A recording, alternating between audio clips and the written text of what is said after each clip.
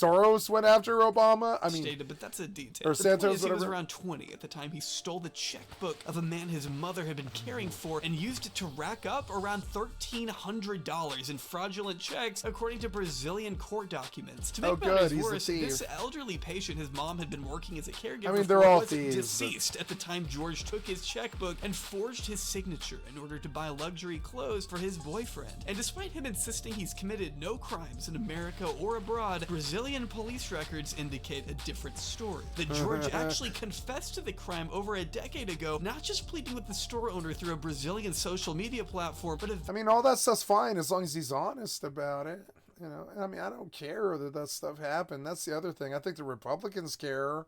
I don't care that this stuff happened. I really don't care that he wrote a Spider-Man musical or anything. I can't say with a straight face. He hasn't done anything yet that would definitely, I think, like, maybe if he wasn't born here, he maybe shouldn't be in the House of Representatives, I guess. Like they tried to hit Obama with, you remember? But other than that, I mean, I don't know, man. How bad could he be?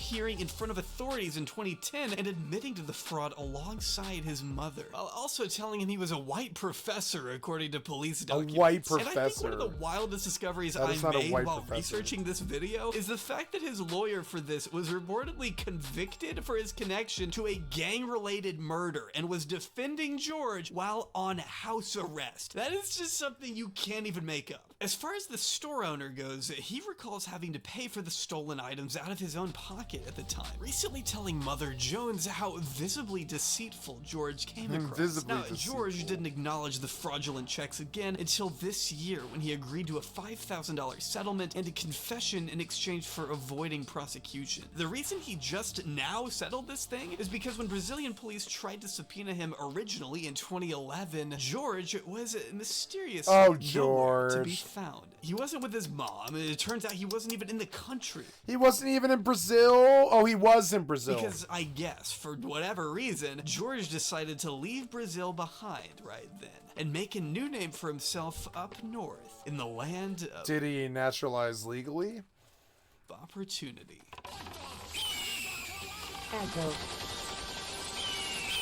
Much like Connor Roy, I don't doubt George Santos was interested in politics from a very young age, but he didn't become very vocal about them until 2019, giving his takes on the hot-button issues of the day on Facebook, along with schmoozing Republicans at various events and fundraisers. Today was a blessing for me as a patriot to come down here to Mar-a-Lago. During these early days before he was really established, George made appearances at Mar-a-Lago, donated tens of thousands to the New York Young Republican Club, and attended CPAC, where he likely caught COVID at the very start of the pandemic in March 2020. This, to my knowledge, is the first time anyone in the media had even uttered the name George Santos on live television. Our next guest tested positive for COVID-19 and joins us via Skype in quarantine.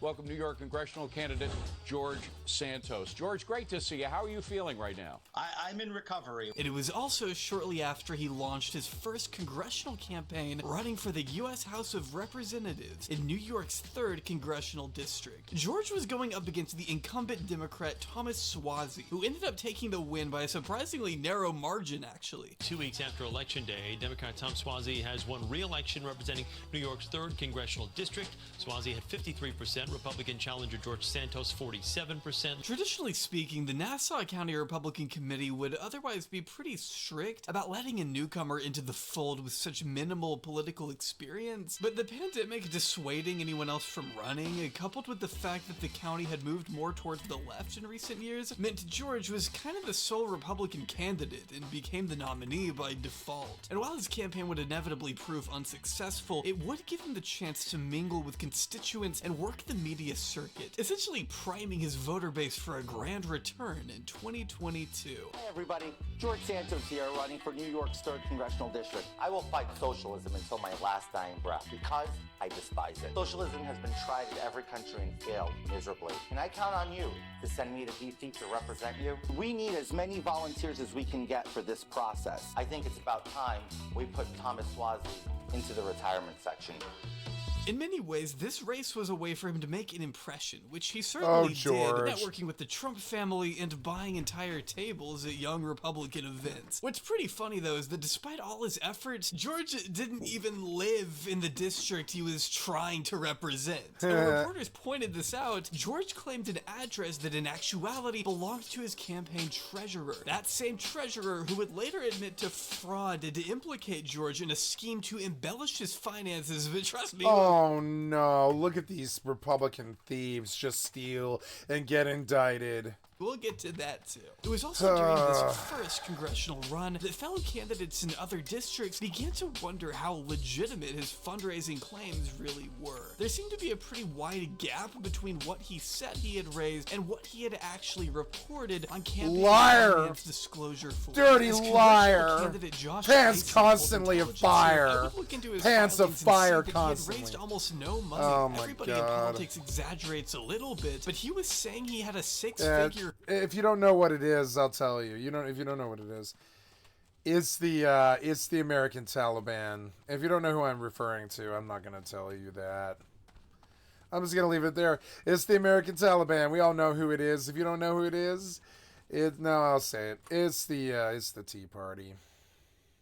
Quarter, and it would turn out that it was a four-figure quarter. One consultant plainly labeling him a walking campaign finance violation. And George came up with ideas to try and avoid campaign finance. Walking campaign finance that would allegedly involve getting donors who had maxed out their donations to him to give to the political action committees of other candidates who would then funnel the donation back to Santos as intelligence states. These things weren't explored in depth at that time because he was still so low profile clown shoes. Nobody really cared to look into him, honestly. His opponent figured, why waste money and resources on a background check that could end up giving George more exposure when he could otherwise just kind of cruise through an easy win without all the hassle. So in fear come on, of guys, Streisand just let him through. Let him through. Swazi opted not to prioritize opposition Damn, there's like research, 10 silver keeping and George's lies under wraps for at least a couple more years. Democratic Congressman Tom Swazi sees a victory on the horizon, banking on 90,000 absentee ballots. A newcomer to the political scene is singing a very different tune. The 32-year-old Queens native who works in finance credits his current lead in the vote to an underestimated campaign which connected with voters. Directly following his marginal loss in New York's 3rd District, George Santos was furious. Believing he had actually won the race, he began to allocate money and staff to a recount that never happened, along with accusing the county's GOP chairman of sabotaging his campaign because he's gay. According to intelligencers, some of his own staff members were starting to worry about his mental health when he reportedly suggested finding a way to somehow throw out Democratic ballots as they came in. A hysteria that culminated when he went to Washington, D.C. to attend an orientation for new congressional members even after it was abundantly clear he had lost, refusing to leave the room even as Swazi was announced the winner. And if that wasn't enough, he'd then make a speech at the Stop the Steal rally one day ahead of the January 6th riots, arguing his election had been stolen from him just like Donald Trump's. They did to me what they did to Donald J. Trump. They stole my election. Watching that rally from home was one of George's former roommates, who couldn't help but notice the Burberry scarf he was wearing looked a little familiar. While they were roommates, Greg Morey said Santos stole his Burberry scarf and wore it during the rally ahead of January 6th. I saw that video and oh my God, George, did you steal that poor man's fucking scarf? We already had enough clown shoes things to say about you. But then you had to be a scarf stealer. Are you a scarf stealer, George? I don't know how you found time between being a fucking male transvestite stripper in Brazil or writing your Spider-Man Broadway play that failed. But why not be a scarf stealer? You stole the man's scarf, George. He made allegations about it in the press. You stole the poor man's scarf after you banged him, you one-night standed him, George. And that is just disgusting. yeah, not very happy. How are you going to steal this nice man's scarf, George? What in the fuck, George? I can't believe you stole this poor man's scarf. Are you going to buy him a new one, George? Or are you just going to fucking destroy him like you did this country? Finance problems I mentioned earlier, though, would absolutely bleed into his second congressional run in 2022. The successful one, which means people actually looked into this stuff. For instance, we know he was spending lavishly on the second campaign trail, racking up around $40,000 in flight expenses, buying his staffers expensive clothes while still treating them like shit, apparently. He also had a tendency to spend $199 at restaurants and hotels, which is just under the legal threshold of $200 for expenses that campaigns are legally required to track. To give you an idea of how rare an expense like that would be, FEC data shows 90% of all House and Senate races across the country did not report a single transaction between $199 and $199.99 in 2022, while the Santos campaign, on the other hand, reported 40 of them. In fact, Politico states that George's campaign accounted for roughly half of all expenses by all campaigns that cost exactly $199.99, a statistical improbability. Not to mention the countless donations from people who either don't exist or don't recall sending George any money. His cousin, for example, was dumbfounded by a pledge for $5,800 that he says he never made, adding to the overall mystique of how George managed to scrounge together a $700,000 sum he loaned his own campaign in 2022. But we'll explore all that and more in just a second. What's important right now is that he won, partly thanks to his district being redrawn 6 months before the election to include a much more Republican area. He was already running unopposed, which made him the Republican nominee, making it easy for him to beat the Democratic nominee Robert Zimmerman in a newly red region. This redrawing of the county lines was truly the best thing he could have asked for. It was a gift, but unfortunately, everything to come after this would be the exact opposite of a gift. We picked him up pretty early as a fraud and a braggart and a liar, which, you know, you come across sometimes in politics, but he was off the scale.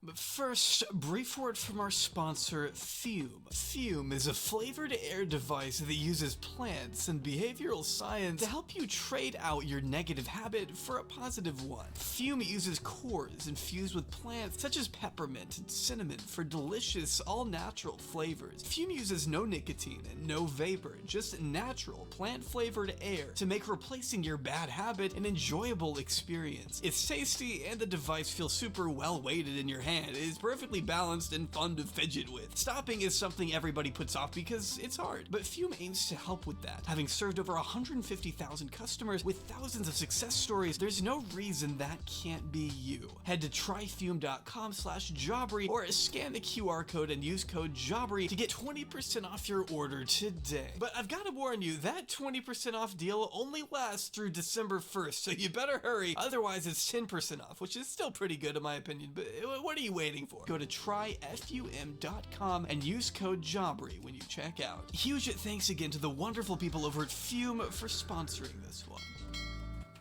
So now, Nassau County legislator Josh Lafazan has launched a new campaign with county residents to keep track of Congressman Santos, kind of keep an eye on him and his whereabouts. He's calling it Where's George? By the time George speech on the night of November 8th, 2022, exactly Where's George? Typing this now, the man was already beginning to raise eyebrows. Turns out his own campaign had actually been made aware of his shady past in 2021 when they conducted what's known as a vulnerability study, basically a routine background check to see if there's anything in a candidate's past that an opponent could potentially latch onto as an attack. Well, George's history was so bad that some of his own staff reportedly urged him to step down. The complicated web of deceit this man was spinning for himself was so blatant and shameless that his own paid employees were telling him he'd be better off just fading into obscurity. You know how crazy that is? But of course, he didn't listen, and by December 2022, just 1 month after he secured his seat in the House, these lies would finally catch up to him in the form of a New York Times article laying everything out for the public. His resume may be largely fiction. fiction. Revealed how Citigroup and Goldman Sachs had Was your resume a complete lie, George? Are you even a U.S. citizen, George? no record of a man named... Please tell me that you're not like an illegal alien who is kidnapping buying babies from the other weird old Republican men. Because it kind of seems like that. After he had already bragged to voters about his plentiful experience on Wall Street, going out to prove he never attended Baruch College, where he at one point claimed to have slayed on the volleyball team. Oh my God, did you lie about your volleyball past, George? I mean, I suppose he could be good at volleyball, I guess. Maybe he's good at volleyball. Who knows? I mean, I don't know. Maybe he's good at volleyball. Who the fuck knows? Actually went to school on a volleyball scholarship. No. And I did, yeah. When I was in Baruch, we were the... When I was in Baruch. Now, what does that mean? When I was in Baruch. When I was in Baruch is not how you say I graduated cum laude from Baruch College or whatever. Yeah, or whatever. You know, like. Did you graduate from Baruch? Did you graduate from there? Yeah. So did I. I did. So did I. So did I. Oh, so did I. Oh no, this guy's gonna call him on it.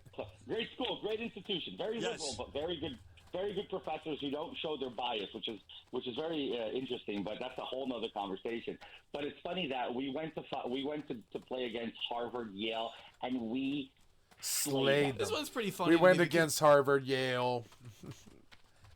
He spoke at length about playing on this team, all while knowing damn well he never even attended the school. And it's funny, I was the smallest guy, and I'm 6'2". Look, I sacrificed both my knees and got very nice knee replacements from HSL. I don't think that's true. Let's look at his mental. I think he's lying out of his teeth. He's like a pathological. Volleyball. That's how serious I took the game. In fact, he never even received a degree from higher education, despite claiming on the National Republican Committee's website that he once attended NYU. Okay, so that guy doesn't have knee replacement surgery. I have a loved one who has received knee replacement surgery recently, and that's not it. Obtained an MBA and never scored a 710 on the GMAT, as he's also specifically liked to claim. Then there was the pet charity he liked to cite on the campaign trail. Founding Friends of Pets United in 2013, George spent the next 5 years saving 2,500 dogs and cats out of the goodness of his own heart, as his website claimed. Only subsequent reports have found this thing wasn't even registered as a charity in the states of New York or New Jersey. One of the only remnants of this thing the Times could verify was a Facebook post promoting a fundraising event in 2017. But the beneficiary of that event claims to have never received the funds. Such a blow to the Royal Apothecary Society to lose Berard. I mean, he was But definitely through your hard work and Apothecary Renfurl's diligent research, Berard's studies will still be useful to the Dark Lady's plight. We are on the cusp of something great here, adventurer. If you are not so skilled in the ways of combat, I would try to recruit you for membership in the society. Other story. Past associates of his claimed he would brag about rescuing dogs off the streets himself, while this Amish dog breeder in Pennsylvania paints an entirely different picture. According to him, George showed up to his ranch looking to purchase some puppies, writing 9 checks totaling out to be about $15,000 that the farmer grew suspicious of. But by that point, George already had the dogs in his car, so he took the gamble, and shockingly, the checks bounced. Have you gotten the money back? No. Oh my God, did you rip off a dog breeder, George? This just keeps getting worse, you fucking clown shoes of a human being. Oh my fucking God, clown shoes. Did you steal some puppies with bad checks, George? You always suspected that they'd steal their own their own mother's puppies, and then you hear a story about it, and you're like, yeah, that trucks with the Republican Party I hear about. The man who bought your dogs and put them in the car and took them away from you. I feel it is. Based on my memory, I would say yes, it is. 3 days after this, George attended a pet adoption event in Staten Island. According to a former owner of that business, George had literally, allegedly, stolen puppies and would actually be charged for check fraud in the state of puppies, Pennsylvania George. check fraud in 2017. This was 6 years ago. You were convicted for check fraud, George. You're a fucking House of Representatives person who's been convicted of check fraud for stealing puppies. Now, I know your checks just bounced and you've got your corrupt, you got your corrupt Tea Party money coming in. You just spent it all that day, I get it. But it still sucks that you bounced checks on stolen puppies, George. That was by telling prosecutors he worked for the SEC and had his checkbook stolen. Somehow, this worked. And even his lawyer friend, who believed him at the time, has since told CNN she no longer thinks George was the victim of any fraud. And if you're wondering Amish dog breeder, George. Amish dog breeder. You went to an Amish dog breeder's house thinking that they wouldn't call anybody about your fucking stolen puppies with your fucking false checks. I still think Trump's worse. I think Trump actually has like a lot of felonies. I think you've only got about 5. I think this is one of them. Trump's got 200. Event, George reportedly took the check written to his charity, crossed out the name of the charity, and replaced it with his own, cashing it out under Anthony DeVolder. Oops. There's, of course, my God, Anthony DeVolder. Is that your check forgery name, George? Disabled Iraq war veteran Richard Osthoff, who alleges George scammed him out of $3,000 that was meant to go to his sick service dog. According to Richard, service dogs. George has a thing with dogs. George likes dogs. Something about dogs, guys. His particular idiosyncratic fucking crazy person's thing is going to be based around dogs. He likes ripping off people, Amish dog breeders and people's dogs. You shouldn't have a dog or a baby around George Santos, because if they aren't his, they will be. Resulting in his dog Sapphire being unable to receive life-saving surgery for her They're his, just not yet. Passing away. You were homeless at the time. I was homeless at the time. I had broken an ankle really bad. Couldn't work for a year and a half. So oh my God. You ripped off a veteran for a dog, George. Wasn't the false check, the fucking bad checks from the Amish dog breeder bad enough? You had to rip off a veteran for his dog too? I was living in a tent on the side of Route 9. And then you think all this stuff is YouTube stuff till they play CNN. Did you rip off somebody's dog, George? You piece of shit. Oh my God.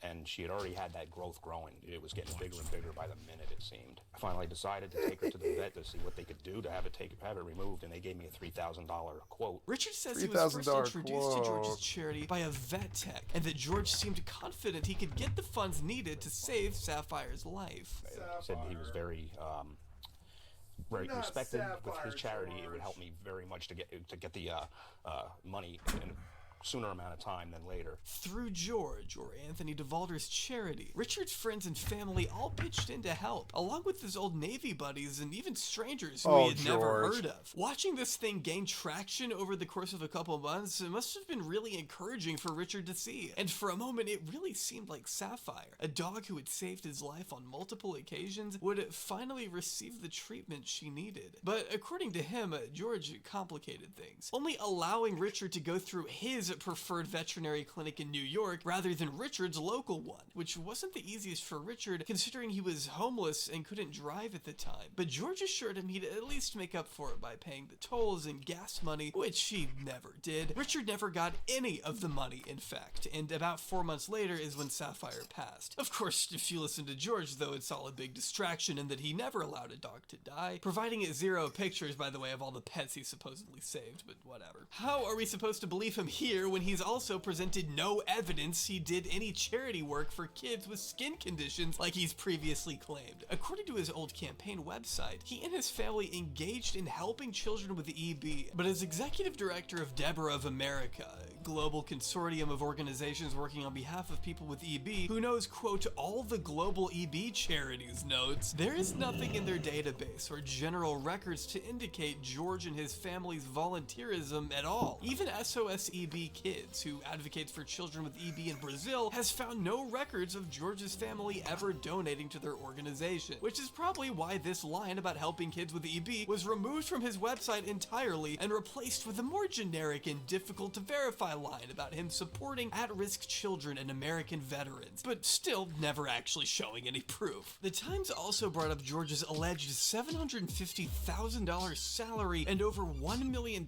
in dividends from his company, the Devalder organization, which not only has no public LinkedIn page, but its address appears to be at a Florida mailbox store located in a strip mall next to a Dollar General and a Chinese takeout place. Yet George would describe this thing a few different ways, once referring to it as a family firm that managed $80 million in assets, before later calling it a capital introduction consulting company. The disclosures revealed it had no clients, which could be illegal if any clients did exist, but would also be pretty bad if they didn't, because what actually was this thing? And more importantly, where did all his alleged fortune come from? Well, right now, nobody knows, since he's never given a straight answer, but he'll tell you where it's not from. One of the principal critiques I've buying and selling babies. You think I'm kidding? Heard is that a lot of money was donated to your campaign by you, $700,000, I believe. Where did it come from? Well, I'll tell you where it didn't come from. It didn't come from China, Ukraine, or Burisma. How about that? Well, yeah, that is an answer. Great, man, but that's not the question Matty Boy asked now, is it? And while George liked to talk up a big game about his family fortune being in real estate, the Times found no evidence of the Santos family owning any properties at all, despite him claiming up to 13 residential properties at one point. Instead, they uncovered a string of evictions George faced, beginning in 2015 when he owed over $2,000 in unpaid rent, then again in 2017 when another landlord accused him of owing $10,000, being fined $12,000 in a civil judgment. Though as the Times points out, George did become pretty vocal about housing issues in later years, just not from a tenant perspective. Asking in 2021, will we landlords ever be able to take back possession of our property? He really said, I'm joining the war on landlords on the side of the landlords. But of course, this is something he'd later fessed to as well, telling the Post, George Santos does not own any properties, even though he once claimed the apartment in Rio de Janeiro on a financial disclosure forum. Also, why is he talking in third person here? But I just think it's hilarious. He'll literally LARP online as a landlord if it means getting a few retweets. Hilarious stuff, honestly, no notes. But I mean, over the years, George has claimed a lot of jobs that he couldn't prove he actually had. Citigroup and Goldman Sachs are a few of them, but he also tried saying he lost 4 employees at the 2016 Pulse nightclub shooting in Florida. I happened to, at the time, have people that worked for me in the club. My company at the time, we lost 4 employees that were at Pulse nightclub. Only the Times was able to review the obituaries of those lost that night and found no connections of them to any purported businesses George claimed to even be involved with, which is like an extremely easy thing to prove. All of this stuff is. I mean, he was making $15 an hour at a Dish call center at the same time he was telling people he was working as a rich financier on Wall Street. It's just that nobody looks into it until it's too late and he's already in office. He was, however, involved with a company called Linkbridge in 2019 before shifting to an investment company called Harbor City Capital. And here's the part about the American Taliban, the Tea Party. The Koch brothers, they liked him. They're like, oh my god, it's one gay Republican. Based in Florida, which already should raise some red flags. What the Harbor City? This thing was a Ponzi scheme. It literally used YouTube videos to bait investors with false promises of double-digit returns before being shuttered by the SEC. To this day, George claims he had absolutely no idea of any illegal activity happening while there. And I have no reason to doubt that. This is a guy with a clear conscience and a reputation for being honest. What more can I say? This is his very first TV interview since these accusations surfaced. I'm not a fraud. I'm not a fake. I didn't materialize from thin air. I worked damn hard. Yes, you did. You're talented, Mr. Ripley. You probably killed your parents, too. Oh, God. My entire life. Needless to say, this article revealed a lot, but George retaliated hard, providing copious amounts of documents and files on top of files to prove the undisputed legitimacy of every single one of his original claims. kidding. While his lawyer slammed the article as a smear campaign riddled with defamatory allegations, George never did come up with any evidence to defend himself with. In fact, to make matters worse, almost immediately after this thing was published, Jewish Insider would reveal some pretty damning information. My brother said we could make great money with this trade route, but he didn't tell me I would be the one living on this side. If you come back this way on the Zeppelin, could you bring me something to eat? They sell some of the finest meat in Orgrimmar, and I sure could use something that didn't die Jewish heritage in front of voters, painting it as a story of survival, tenacity, and grit, as he put it at a Jewish coalition conference, for example.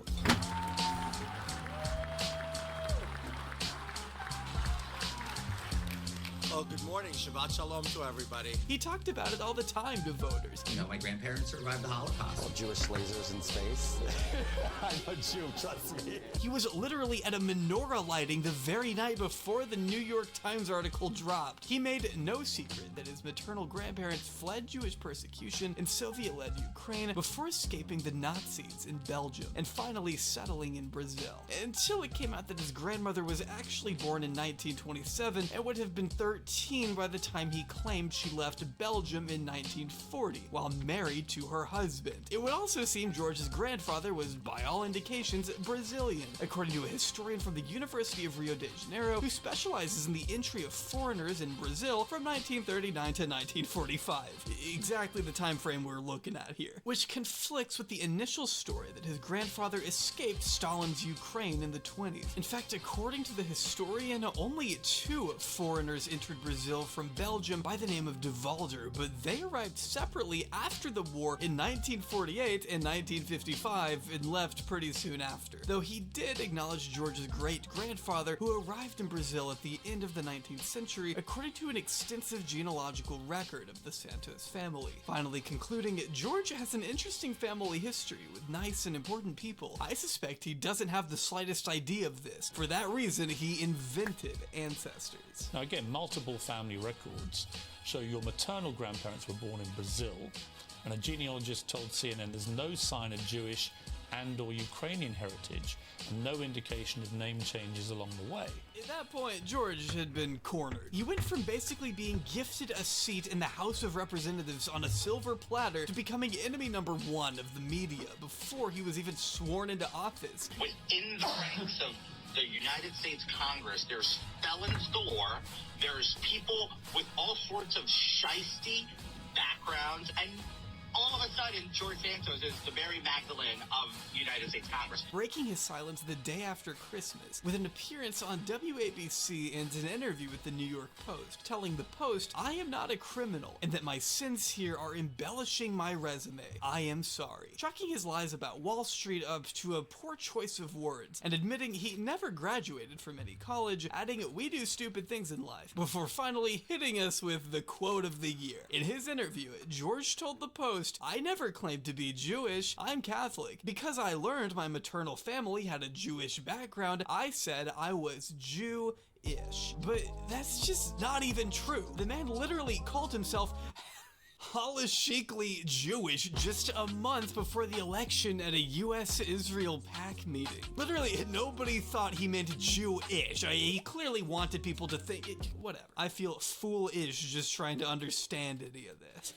Am I right? Am I right? And of course, this was also around the time he had some old Facebook comments resurface, along with this leaked audio of him doing what he considers to be an impression of a Jewish man, I guess. You sit in a room with a lot of Jews, you're it's funny when the isms start coming out, right? Oh, he's such a man, she's such a man, and then they go on to the next thing, it's like, oh, that's a punz, and it's really bad. But anyway. I have no idea how this is a real person. Broader media attention, though, meant deeper investigations into George's murky biography. Before long, even his own past relationships came under scrutiny. First with the Daily Beast being unable to find any official marriage license for him and his husband in the state of New York, with some also pointing to his lack of wedding ring the day he first arrived in Washington. The first time most people even learned he was married at all was when he mentioned his husband in passing as a part of this tweet commemorating the late Senator Dianne Feinstein, which I loved because hard launching your partner at the beginning of a memorial tribute is an act of insanity only George Santos could pull off. following up a few days later with this official confirmation that the two got married in 2021. But as some replies have pointed out, this isn't the first time George has been married. His first marriage lasted 7 years and was with a woman from Brazil, to which there's also... Oh, Brazil. Oh, no. Were you not actually gay, George? Currently an investigation into whether or not he violated immigration law in marrying her. One of George's openly gay friends told the Daily Beast that he tried to get him to marry some Brazilian woman so he could get her citizenship, and that George told him there was money to be made from an arrangement. Yeah, if you are bribing your friends to marry a Brazilian woman, you probably really love her and are definitely full-blown straight. Like that. Or maybe Truly you're bi. not sure what I don't know. that's I don't about, know. but we know for sure George officially divorced his wife in 2019, a Oh. year before his congressional bid, and 5 years after he supposedly proposed to a man in 2014, sending out a Facebook invitation that read, "Good evening, everyone. As you all may already know, Pedro and I have decided to join Pedro. our toothbrushes. LOL, and a very few friends have been selected to share this special moment with us. I hope to see Why you gotta diss and break poor Pedro's heart, man? Just admit that you're straight and you're married to a woman and you're doing a convenient gay marriage so you can be a gay Republican House of Representatives person. and make it count. I know there was no time for a written invitation, but thanks to Facebook, everyone has a whole week's notice. LMAO, for all of you that know me, I can suck on timing. Thanks for sharing this very important day in our lives. See you there. This party never actually happened, as his ex-boyfriend Pedro Villarva unfortunately rejected George's proposal 3 times, as he told the Daily Beast, reinforcing the idea that George would routinely engage in relationships with men years before he legally left his wife. In response to any speculation on his sexuality, George told the New York Post, "I'm very much gay. I'm okay with my sexuality. People change. I'm one of those people who change." And while we're on the subject of change... Okay, people change. So you were married to a woman and straight? Or you were married to a man and you're gay? Pick one. Pick a lane. Or call it bi, but do something. Don't just lie, you know? George was once a supporter of left-wing Brazilian President Lula, according to so you're a liar about being a Republican. You're a rhino. You're a Republican in name only. Acquaintance, which would be in stark contradiction to the man we know George, you're such today. a bullshitter. Instead of spearheading progressive bills to expand and protect the rights of the LGBTQ community, for example, George was a vocal supporter of the infamous Don't Say Gay bill, which has been widely condemned by activist groups as staunchly homophobic and unconstitutional. Even after George seemed to maybe change his mind on this. Gate located inside the carnival. Right now, the fair is just outside Thunderbluff in Mulgore. Don't miss out. Go today. I have to go to Thunderbluff to go to the Darkmoon Fair before I do anything else, because it gives this XP bonus buff, and I didn't know it was the Darkmoon Fair. I didn't even remember that stuff existed really. Well, let's go do my turn in here, I guess. Cleft of Shadow. God damn it, it's been so long since I've been here. I don't know if I can find this place. I mean, wait, I know where the Cleft of Shadow is. Yeah, never mind, that's easy enough. DeSantis' rhetoric as to diminish and remove rights from people like him, he made it clear he still supports the bill in nature. Not sure what part of it he supports, but he hasn't exactly garnered a reputation as an activist by palling around with some of the biggest homophobic monsters in politics, I can tell you that. Which is especially sad when you consider the drag queen allegation. Good bisexual, transvestite, trans men, they don't roll with Republican men. Okay, I'm going to say it again. Good, gay, transsexual men, transvestite men, do not hang around with male Republicans. That is like saying Jews for Hitler, women for Trump, black people for Trump, or Mexicans for Trump. It's just not wise. Don't go around male Republicans acting gay. It's not going to go well for you. They're going to destroy you as they're doing right now. And just, you know, as a good self-respecting gay man, just stay away from Republicans. That's not your crowd. Same with women and black people and Mexicans. Stay away from the Republican white men. Let them, what did Tay-Tay say today? What did Tay-Tay say today? Let the trash take out itself. You don't have to attack them. Let the trash take itself out. And if you're a good gay person, stay away from the Republican Party. Today, like, well, every day, we have new evidence of It's the best lesson I can teach a gay person. If you're gay, stay away from the Republican Party. You will have no home, no reception there. They'll just use you, kick you to the curb like they did him. In the case of Republican Congressman George Santos. Now, Santos has vehemently denied reports as well as videos. And trust me, the gay people of the world are going to be like, gay Republican, and they're going to look at you with a fine-tooth comb. If you lie, they're going to blow you and put you on fucking blast and just like kill your career instantly. You shouldn't have lied to these poor gay Republicans. Or sorry, not gay Republicans, but the gay press. What's on your mind?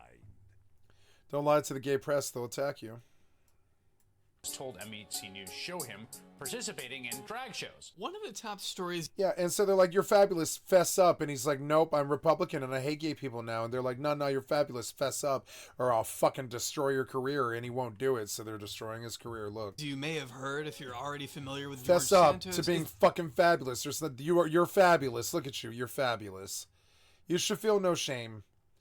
You're fabulous, and you really don't belong on the right side of the aisle. You won't be treated there well, as obviously this is what's happening right now. And I'm sorry, babe. I hope your life gets better at some point, but you're fucking fabulous, and you don't belong with those dirty old rich white men. You don't deserve them. They don't deserve you. He supposedly once performed in drag under Your the determination name Katara alone Ravashen. is not enough At least to overcome the Brazilian obstacles drag that artist. lay ahead See, of us. he's fabulous. Speak with Zandozan to begin your training as an operative of the Shattered Hand. They don't make him like It is that. only when you have mastered the practices of stealth and thievery that you may take the next step towards your destiny. I require training, sir. No, I don't. But you won't let me turn this in. Find the So, Shattered you are Hand what our is mighty allies have sent Shenthal? How uninspiring. 1%. Stay away from them. Don't tell me what to do. How you doing, man? Perhaps Zandozan was wrong. Zandozan apologizes. Zandozan has seen it! Yes, the day comes! Thrall's death, the dagger in his back, poison seeping through to his every vein. Zandozan has said too much. Adventurer? Zandozan has Adventurer! Adventurer! Adventurer! Travel to Ratchet, east of the crossroads. Adventurer! Makes the wretched. Go! Oh, adventurer! In January 2023, she made this post to Facebook captioned, "Me." Oh, look. He, like, she, whatever she prefers, is really beautiful and is wasted on those dirty old Republican white men. Just stay away from them. You'll do well. If you just didn't get mired up in that den of wretched hive of villainy, you would have had a great life. You're obviously fabulous. You shouldn't have tried to truck with those Republican men. Look what they're doing to you. Look what happened to you. With the American Republican congressman who wouldn't leave my house in Portuguese. Whoever said I was a liar, bite your tongue. Implying the person dripped out in red feathers and long earrings next to her to be none other than representatives. Yes, the day comes. Thrall's death, the dagger in his back, poison seeping through to his every vein. Zandozan has said too much. Adventurer? Zandozan has a task. Adventurer? Adventurer. Adventurer must travel to Ratchet, east of the crossroads, and speak with Renix the Wretched. Go!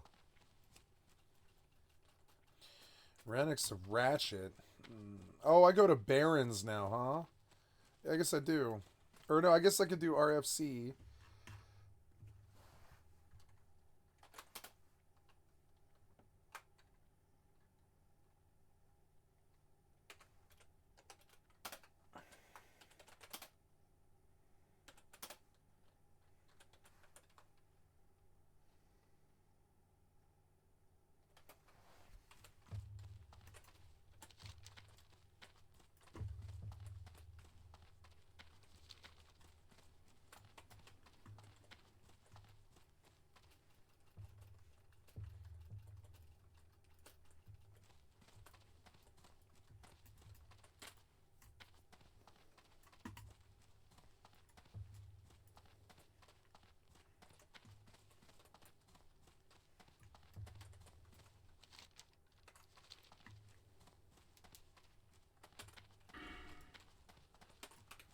Ew.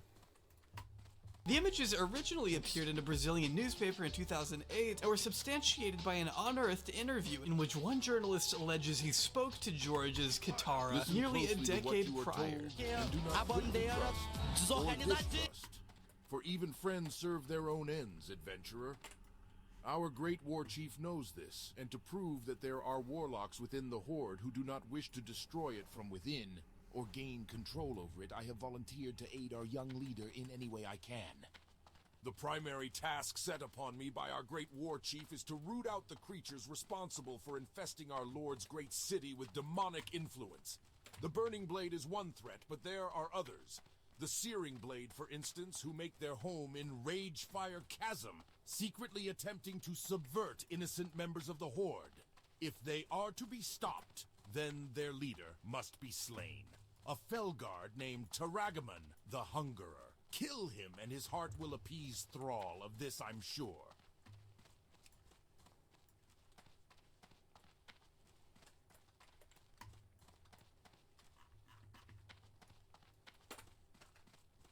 I should build a group for RFC.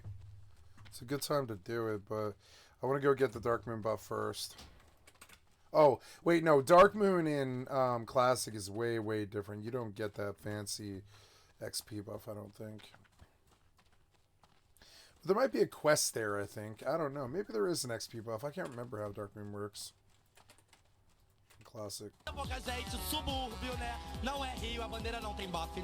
Now, I don't know Portuguese, but those who do have commented down below that he's talking about all the various clubs he used to perform at in Rio, which to me reinforces that old Wikipedia user biography that referenced Anthony DeValder's successful stage life as a drag queen. Eula even told NBC that she knew George— Oh, Anthony, your name isn't George Santos at all. Oh no, he really is a drunk male prostitute liar. Time when he was coming up in the drag world, and even acted as somewhat of a mentor towards him, along with citing his outgrown sense of grandeur and claiming he lied all the time. If I was ever coming up in the drag scene circuit, I'm not running as a Republican. I'm sorry. George responded to these. It's like, you know, okay, if you're a drag queen and gay, you come up and you look between the two parties and you're like, do I want the Democrats who are going to love me and not care if I'm gay, or do I want the Republican Party who will literally crucify you for being gay? With absolute and utter denial, writing the most recent obsession from the media claiming that I am a drag queen or performed as a drag queen is categorically false. The media continues to make outrageous claims about my life. Though a few days later, as he was leaving LaGuardia Airport, George had changed his tune, telling reporters, "I was young and had fun at the festival. Sue me for having a life," which quite honestly is the most human thing I think he's said so far. Had he just been honest about it from the start, I don't think this would have— Did any of this matter? It's more about that you kind of talented Mr. Ripley'd your fucking way into our fucking Senate, and you told more lies than you have truth. And I'm sorry, I don't know how I'm supposed to react to that. But if you just admitted that you were fucking fabulous, it'd be fine. If I were running for fucking Senate, right? I'd be like, oh yeah, I got busted for selling weed to a cop one time. I was a meth addict for 13 years of my life. You know, broke my clavicle one time crashing off a fucking, like a moped, and I woke up in hospital jail facing a 10 years in jail over a probation violation. You know? And I'm proud of these things, and I don't care if anybody knows. I'm not proud of them, but I'm not. It's more like I'm not ashamed of these things.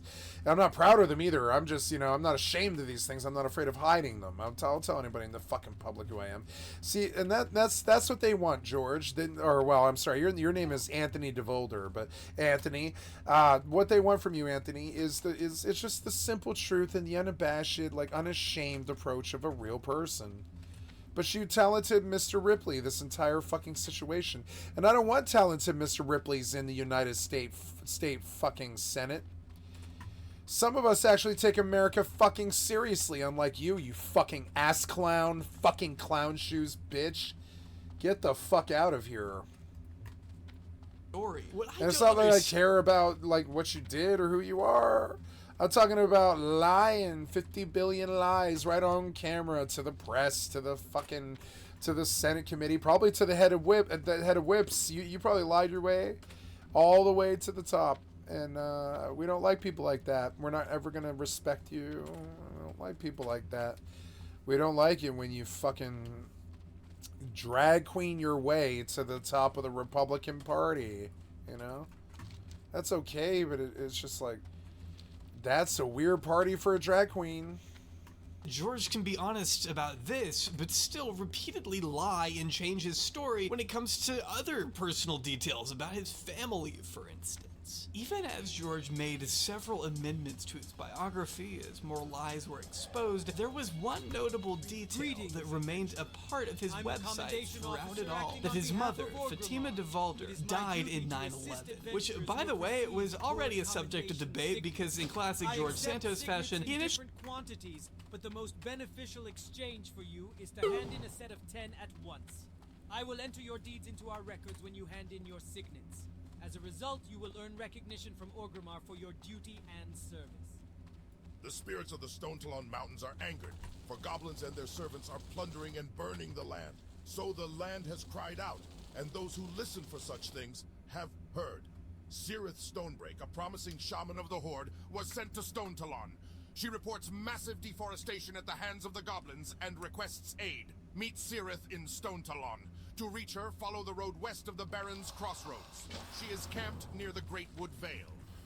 One thing I will not tolerate are traitors in our midst, adventurer.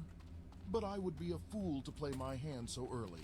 It would not sufficiently cut the corruption out of our lands and only cause the infection to grow worse.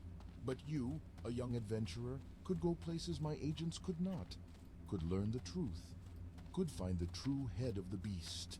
If you are brave enough, then enter Skull Rock to the east of Orgrimmar, find a lieutenant's insignia off one of the burning blade there, and return to me.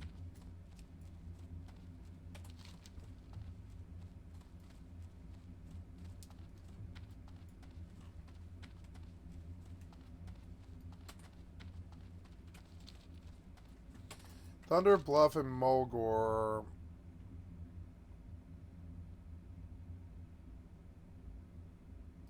Right. Isn't there a... Yeah, there's, a... Oh, no, I don't know. Can you fly to Mulgore? I can't remember the path from Mulgore to... Or, sorry, Orgrimmar. Fastest way to Thunder Bluff from Orgrimmar. I don't remember.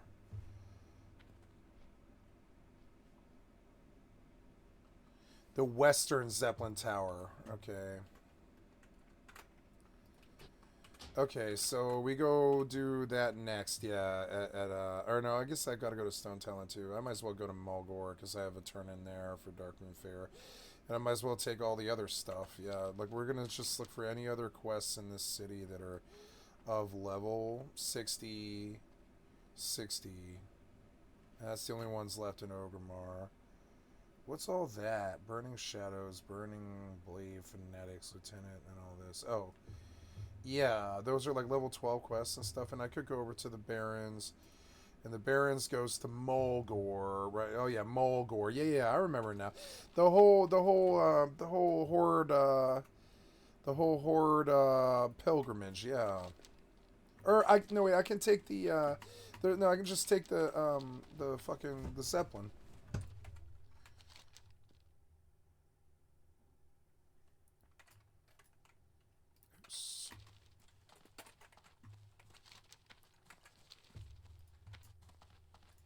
That made it seem she passed in her office when the World Trade Center was attacked, until later when he clarified actually she survived the initial attack.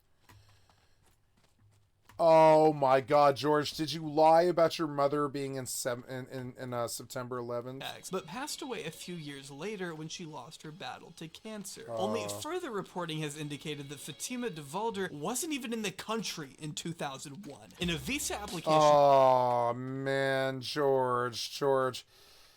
Or was your name Anthony? Your name's Anthony DeVolder, huh? Anthony, please stop lying. I really don't like it when senators lie even once. It seems like you've got 60 or 70,000 lies that you're all spinning. Filed in 2003, Fatima states she had not been to America since she left it in 1999. And in another filing just 3 months before the attacks on the World Trade Center, Fatima explained she couldn't come to America because she had her green card stolen in Brazil. These are the words of George's own mother, whose son would later go on to lie about the nature of her death years after her passing in 2016. All for the aim of, I guess, appearing more human? Having such a personal connection to a tragedy that not only affected so many Americans, but specifically New Yorkers, would undoubtedly lend him more credibility among voters in that region. But lying about such a thing also has the potential to irreparably ruin that image in the eyes of those same constituents. While the Washington office of George Santos is up and running, protesters gathered outside his vacant Douglaston district office, mounting calls to resign from voters who say they were duped by a candidate who fabricated virtually all of his qualifications. Great Neck voter Jody Cass-Finkel has launched a bipartisan petition. We got a con man. We got a liar. We got a charlatan. Holding Pinocchio figures, voters say Santos is thumbing his nose at constituents by his silence. For some reason, I don't really know why, there's a lot of people that don't like George Santos and want him completely removed from politics altogether, as evident by Nassau County Republican leaders who all called for George's immediate resignation the week following his inauguration, with several other New York... If I'm gonna run RFC, I need to know all of the RFC quests. Rage, Fire, Chasm quests. What are all of them? Rage, Fire, Chasm quests, right? The guy covering the dungeon quest, right? Oh, Rage, Fire, because I could have slain the beast. So, Rage, quest giver. Slaying the beast. Enter Rage, going to slay, took him a tournament. The hunter goes hard.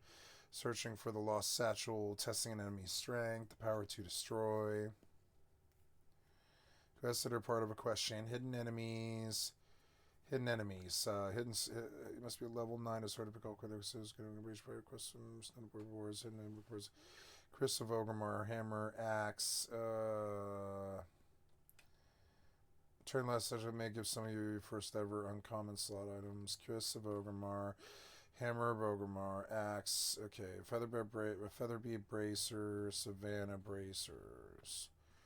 Ghastly Trousers. Dredgemire Leggings. Ugh.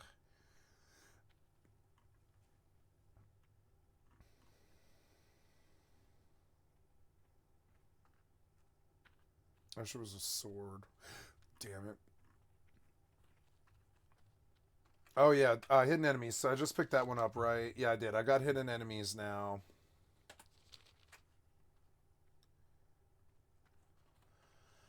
Oh, just, okay. From the Burning Agents. Okay. Skull Rock, just east of Ogrimmar. I've got to go do that first. Okay. Got a lot of stuff to do here.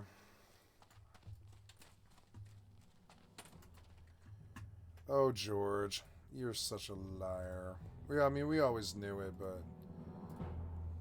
Or, I'm sorry. The reason the House Majority Leader at the time, Kevin McCarthy, opted not to take action, though, probably had... Anthony.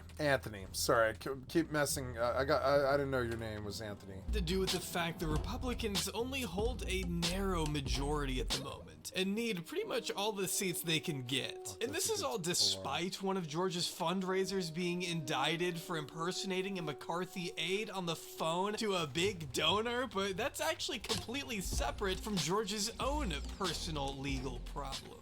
Being issued one of 2 federal indictments in May of this year, with 13 counts including wire fraud, money laundering, theft of public funds, and lying to the House, his biggest mistake may have been using campaign money to pay for personal goods. And it's not even that he did it, it's that he did it the wrong way. Legal loopholes found within social welfare groups or leadership PACs regularly help politicians get away with the exact type of thing George was doing. It's just that instead of using a real social welfare group or a 501c4, he set up a regular business and falsely told donors it was as a 501c4. That business, Redstone Strategies, which wasn't even registered with the IRS, had nothing to do with his campaign and everything to do with his bank account, as stated by New York Times contributor David Firestone, who notes that this business was wiring funds directly into George's personal bank account, which is like insanely illegal, man. You could have gotten away with it too if you just were a bit smarter about it, but I digress. At this point, even his own campaign treasurer, Nancy Marks, has flipped on him. As I referenced earlier, Nancy pleaded guilty to one count of conspiracy to defraud the US by committing one or more federal offense, according to CNN. Overseeing the Santos campaign finances, Nancy told prosecutors in October that, quote, I filed a first quarter 2022 report stating that $500,000 was loaned to the campaign by co-conspirator 1 and the money was not received at the time. Co-conspirator 1, of course, being George. Implicating him even further, Nancy confirmed, I did these things in agreement with co-conspirator number 1 for his benefit and to obtain money for his campaign by artificially inflating his funds to meet thresholds set by a national political committee. Her testimony came just days before George was then indicted a second time,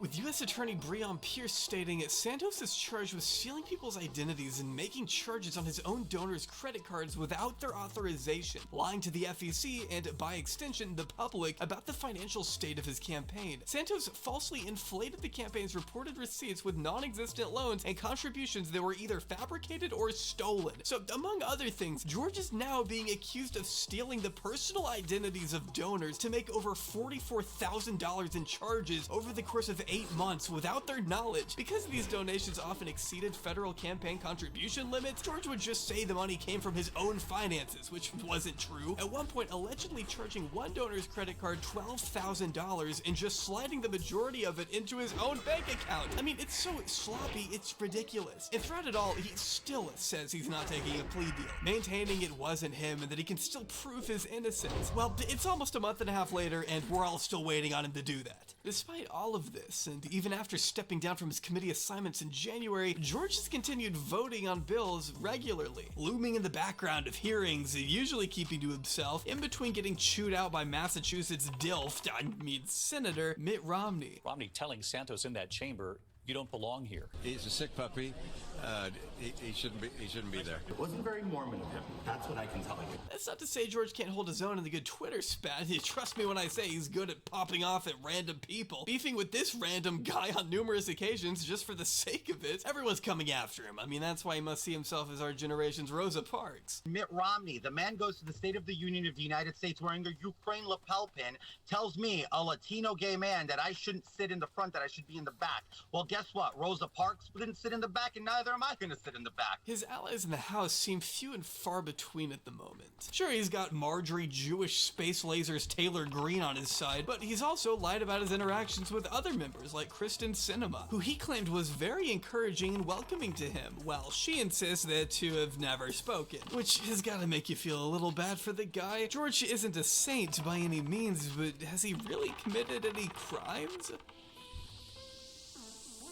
Yes, are you fucking kidding me? Yes. Yeah, he's being indicted on 23 charges and has a trial date set for September 2024, 2 months ahead of when his re-election would have been had he not suspended his campaign following the most recent developments from the House Ethics Committee. In other words, it's never been more Jover. If this building, if this city put the effort to fixing our country the same way that they put on expelling me, we'd be in a better place. But this place is littered in political theater, and the American people are the ones paying the price. In the time it took me to make this video, Thomas Suozzi, the Democrat whose seat George took over, has since launched his own campaign with the intention of winning back his original seat. But to be fair, it never felt like George enjoyed the job anyway. The most excited I've ever seen him get is when he was asked a question about the latest season of RuPaul's Drag Race. I mean, he just never seemed super jazzed about being in the House beyond the money he temporarily earned from his campaigns. Congressman Santos, who do you think is going to win Drag Race this season? You gotta read up. I don't know if he even wanted to win. I mean, just think about it. Having to constantly deal with reporters hounding you with questions every time you step outside your office must be annoying. Getting little to no respect from anyone at your job must be rough. And to know there is only 7% of the country who wants you in government has got to be brutal. For reference, there are more people in America who think the earth is flat than want George Santos in office. He was never gonna stick around long, I'm sorry to say. But that doesn't mean I didn't enjoy the ride. Usually our politicians are only corrupt in boring ways. George, however, at least kept us all on the edge of our seats, waiting to see what new wacky development would come next. He funded a trip to Atlantic City with campaign dollars? Nice. He misused funds to buy OnlyFans and lip filler? A man of the people. He might be going to federal prison for falsifying finance reports? Classic George. That's not to say he isn't a horrible person. He is. But if we're gonna have horrible people in our government, they might as well be horrible in ways that are occasionally entertaining. He may not be in the House for much longer, but he will be a representative of the be gay, do crimes community forever. I got my ticket for the long way round. Lots of energy, guys. Let's have fun. Fun. Yeah, go! The one with prettiest of views. And I sure would like some sweet company. And I'm leaving tomorrow, what do you say? When I'm gone, when I'm gone. You're gonna miss me when I'm gone. You're gonna miss me by my hair. You're gonna miss me everywhere. Oh, you're gonna miss me when I'm gone. When I'm gone, when I'm gone. You're gonna miss me when I'm gone. You're gonna miss me by my walk. You're gonna miss me by my talk. Oh, you're gonna miss me when I'm gone.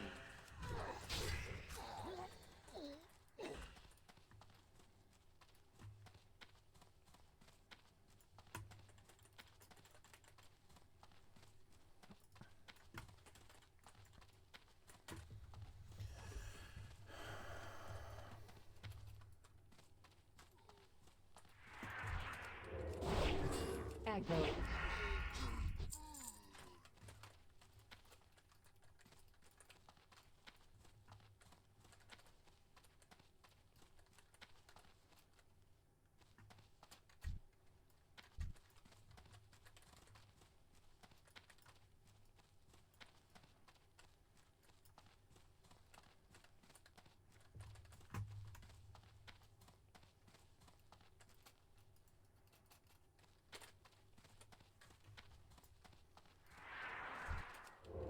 Aggro.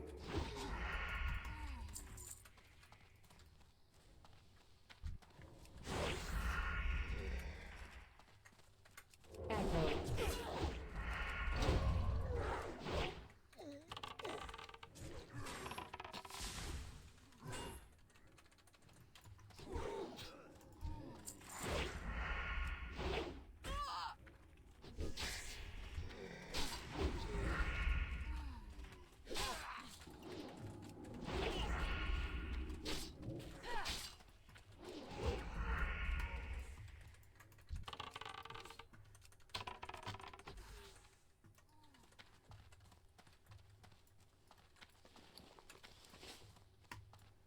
Aggro.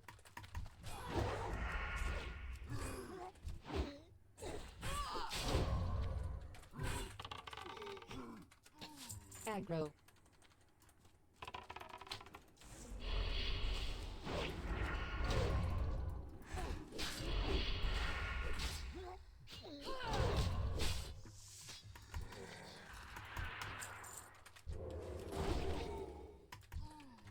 Aggro.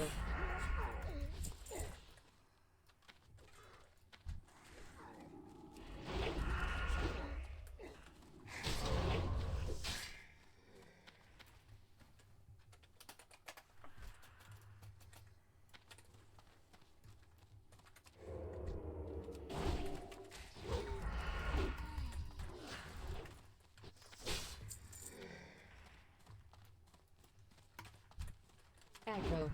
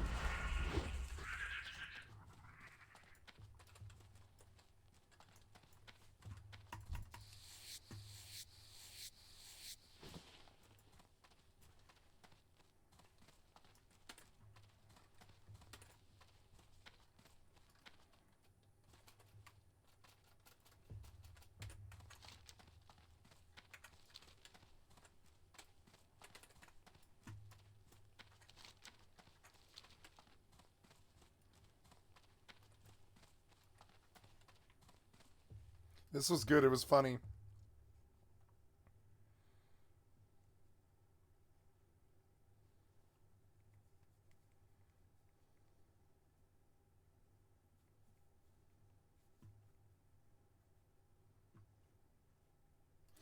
Here's the untold story of Drake and Josh by Deep Dive.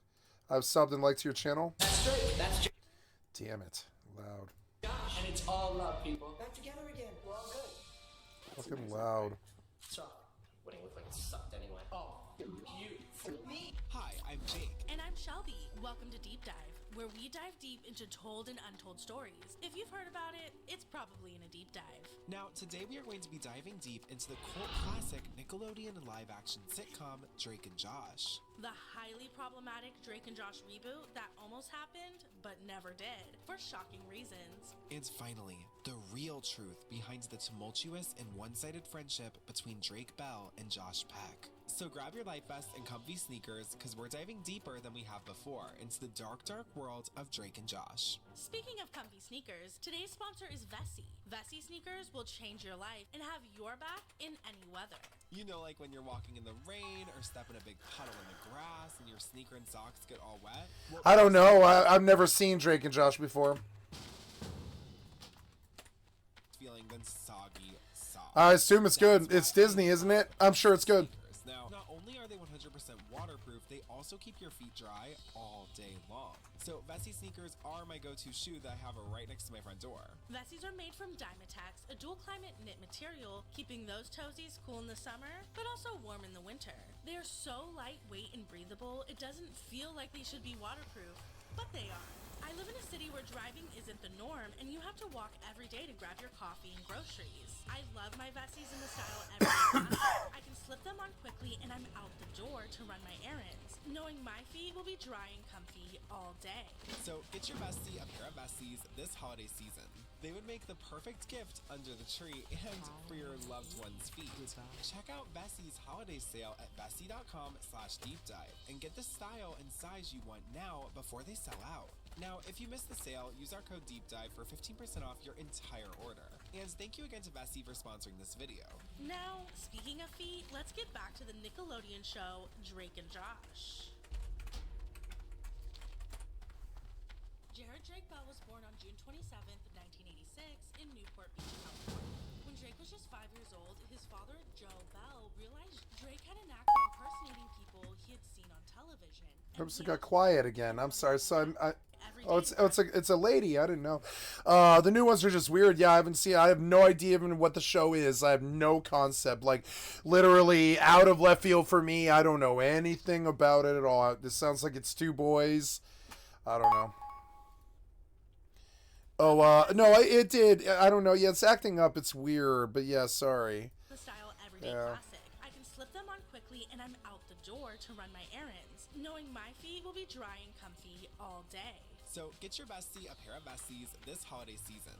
They would make the perfect gift under the tree and for your loved one's feet. Check out Vessi's holiday sale at vessi.com/deepdive and get the style and size you want now before they sell out. Now, if you missed the sale, use our code DEEPDIVE for 15%. Yeah, being like 40, the last time I watched anything like Mickey Mouse Club or Disney or Nickelodeon or anything like that would have been, God, 1992? And I'm fairly sure these guys are like 2008 or something like that. So this is long past my time when it would have been acceptable for me to be watching kids shows, you know? Entire order. And thank you again to Vessi for sponsoring this video. Now, speaking of feet, let's get back to the Nickelodeon show, Drake and Josh. I don't want Rage Fire. I want born on June 27th, 1986 in Newport Beach, California. Horde. When Drake was just 5 years old, his father, Joe Bell, realized Drake had a knack for impersonating people he had seen on television, and he asked Drake if he wanted to be an actor. Soon after, Drake started booking commercials in small roles, but by 1994, he appeared in the very popular show Home Improvement. Little Pete, about that sort of stuff. Yes, Mr. Toolman? How would you feel if I took that old one back that has a lot of splinters in it Born? Yeah, Tim, that's not really necessary. Oh, yes, it is. Oh, maybe it's censoring you. Is it censoring you? Let's go see my chat. No, it didn't censor it. What do you mean by born? Is it gonna have a teeter-totter? It was only up from there as he continued to appear in popular films like Jerry Maguire and shows such as Seinfeld. I keep saying I was in, Oh, yes, I'm sorry. So I'm not seeing your, yeah, like the channel has strong censorship. Oh, born in 98. Born in 98. Yeah, yeah, like I don't even want people talking about their age, really. Yeah. Yeah, like it's not very safe for you to say your age, you know. It's safe, but it's like you know.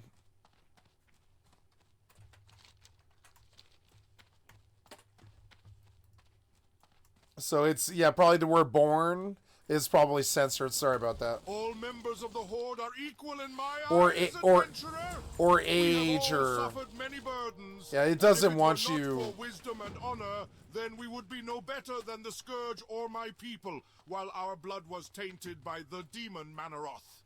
It is your duty to aid the Horde and to defend our way of life. But it is also your duty to know when quarter and compassion should be given to friend and foe alike. Understand this well. This is the new Horde, not some demon-spawned army who lack free will. Good, adventurer. The spirits be praised. Perhaps you are the one who will finally put my greatest fears to rest. Who would suspect someone so young and so brave would rise up and champion our cause? You remind me of myself when I was younger. I will ensure that you are justly rewarded for your efforts, if we both survive the coming storm. But there is time for more praise later. You've not accomplished anything in comparison to what you will face, but this is a good start. Now, let us see if this insignia you found is worth the effort. There is a warlock within the city who believes he has my trust. He does not know that I realize where his true loyalties lie. He is in fact the leader of the Burning Blade. But do not rush off to do battle with him. He has a purpose, and we shall use him against our enemies. Take this insignia to him, in the Cleft of Shadow, here in Orgrimmar. Speak to him, and see if he believes you are one of his own. Then return to me here.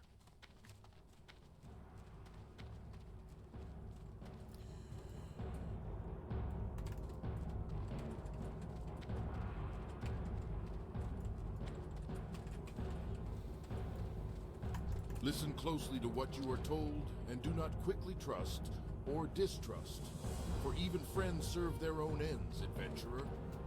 Our great war chief knows this, and to prove that there are warlocks within the Horde who do not wish to destroy it from within or gain control over it, I have volunteered to aid our young leader in any way I can. Intriguing. The voice you heard mentioned my name. I'm known for hunting down enemies of our war chief, but ... it is strange that I was singled out. Stranger still that the Burning Blade cultists from whom you recovered this pendant have a name so close to my own. I must study this pendant. I must study and must ponder the meaning of its message. Thank you for bringing this to my attention, adventurer. You have done your people a great service.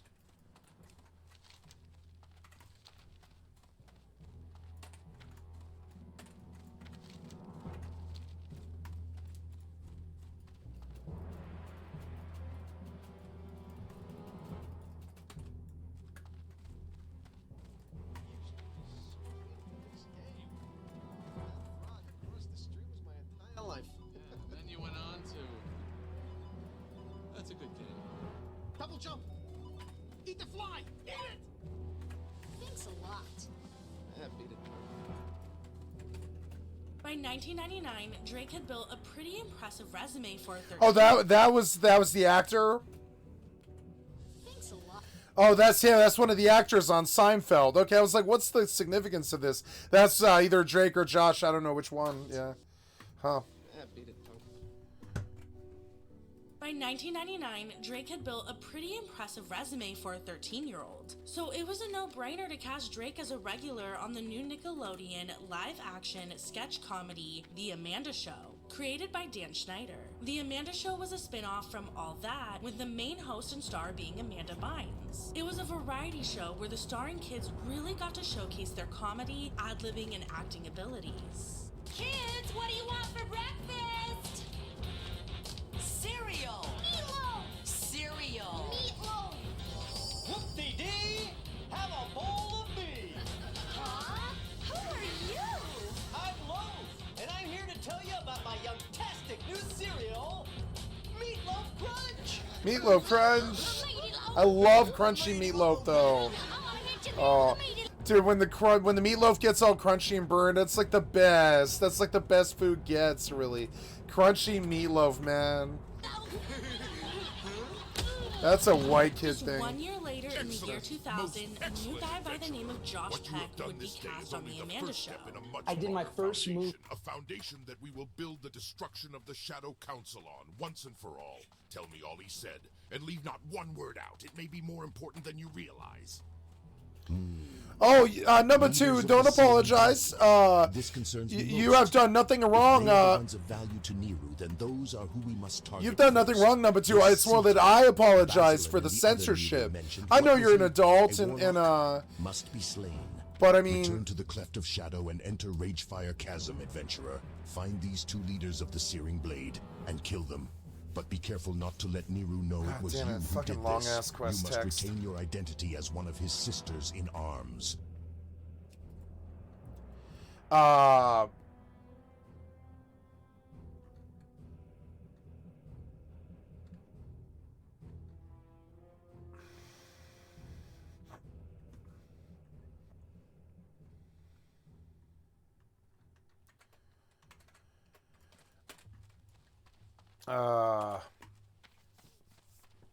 What was I gonna say?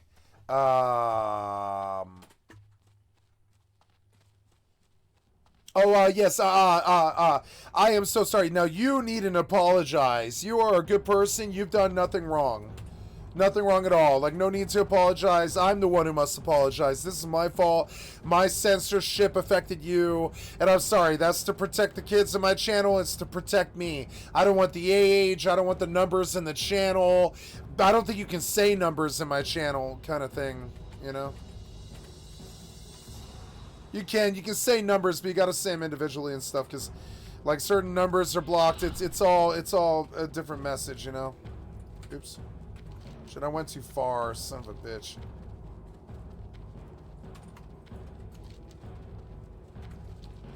Why did I come way over here? It's so dumb. At least I have sprint.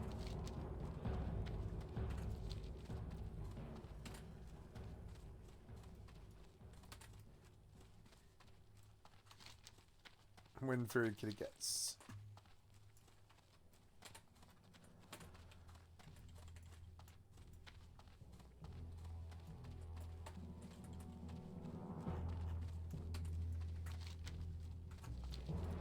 Druids are this? Yeah, right.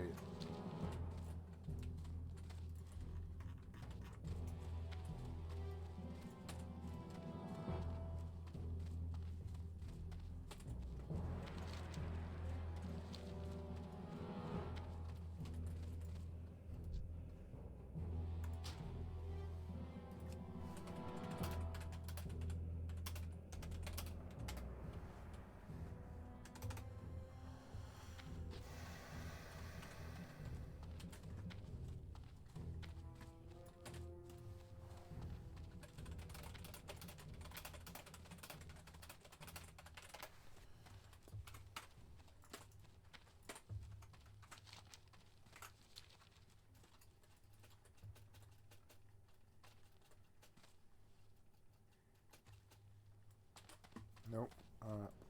Constantly audition because I was like, Nickelodeon, you want what I'm selling. You may not know it yet, but I've got your secret sauce. And I did this movie called Snow Day, which was like with Chevy Chase and all these people. And I'm making this guy laugh one day, like doing some of my old shtick. And my mom sidles up to me, and being the good Jewish mother she is, she goes, yo, you know you're making laugh? That's the president of Nickelodeon. like, tell him you want to be on the Amanda Show. And I did, and 9 months later, I get a call saying, I'm flying you and your mom to California, and you're going to start on the show. At first, Drake was a little concerned that Josh being hired on might mean less sketches and roles for himself, but soon he saw how funny Josh was and became excited to work alongside him. Joshua Michael Peck was born on November 10th, 1986, in New York City, and raised by his mother, Barbara Peck. As a kid, Josh had a lot of charisma and was a natural at comedy. From a young age, his manager told him to utilize that comedy as a platform to break into acting. And by the age of 8 years old, Josh Peck was doing stand-up comedy. The other night I was at a comedy club here. I saw this next comic. Guess what? He's only 10. Please welcome Josh Peck. A 10-year-old comedian. Now I've heard it. That's way too young for that kind of shit. I don't want to see a 10-year-old fucking comedian. Comedy almost always has to do with inappropriate stuff. I don't approve. I'm sorry. Hey everybody, how you doing? Good. You know, when I got the call from the Rosie show, honestly, I was a little nervous. You know how you older people out there, when you're nervous, you binge, you booze. Me, I go to my favorite ice cream parlor, ask for a 3-scoop sundae, whipped cream, hot fudge, and nuts. But I say, hold the cherry, I'm trying to cut back. A lot of people, they come up to me and they ask, Josh, wasn't funny. Booby, baby, how'd you get into the business? Let me tell you a little bit about myself. I'm the son of a single parent. I was born during the Great Depression. My mother's... You know how the Chinese, they discovered pasta, but the Italians perfected it? That's what I do. Something happens and then I perfect it and put it in my act. And just like his manager said, Josh was able to break into acting, but was typically cast as the, quote, funny fat kid. Come on, everybody, please stop! Get back in the house! Yeah, get back inside. There's an unfinished bag of bugles in there for you. Tell your fat son to mind his fat business. That's it, you bastard. Whoa! Who is it? Just me, Spider. Hey, go away, fat boy. Oh, that was him? Spun. He was in Spun. Go away, fat boy. You can't have any speed. Oh my fucking god, that was him? Wow. Okay. I'll see you later. The Amanda Show was Josh's biggest break yet. Drake and Josh became fast friends and would regularly do sketches together on and off the show for 2 years. Okay, so how do we play? Here, I'll show you.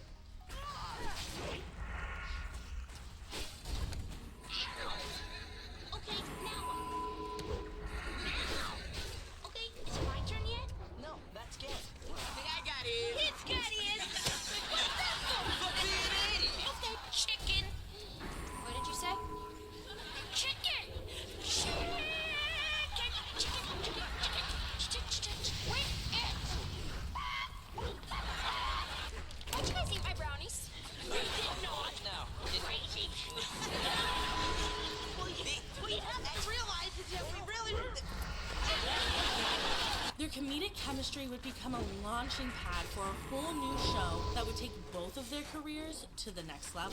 As the Amanda Show was ending, Dan Schneider, who at the time created all of the live-action shows for Nickelodeon, got a call from executives saying they needed a new show idea and were hoping for a buddy comedy.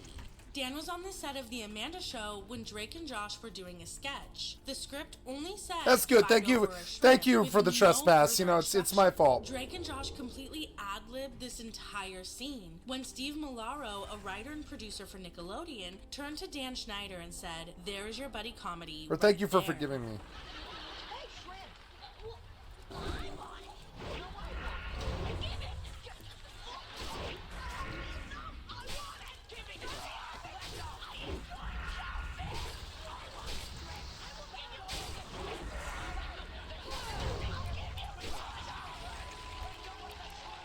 Soon after, the sitcom Drake and Josh would be created, and a pilot would be filmed so they could pitch the show. Whoa, we're not breaking up. We're never breaking up. As a matter of fact,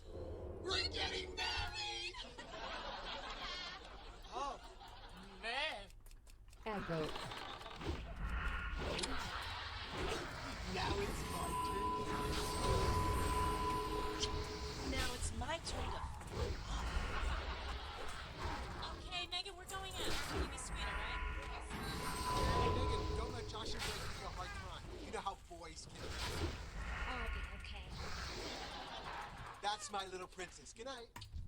No. He's really good. He really is. I taught him everything he knows. Here, I'll show you. Toss me the rock. Come in.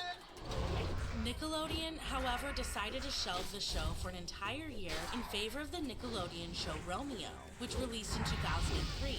But just a year later, Nickelodeon picked up interest again in Drake and Josh. But since an entire year had passed, they needed to reshoot the pilot as Miranda Cosgrove, who was cast to play Drake and Josh's sister, grew up in that year, and they needed to change the actor who played the father. After the new pilot was shot, Nickelodeon was still skeptical, only giving Drake and Josh 6 episodes for the first season to test how the show would perform. But little did they know, Drake and Josh would end up turning into a cult classic.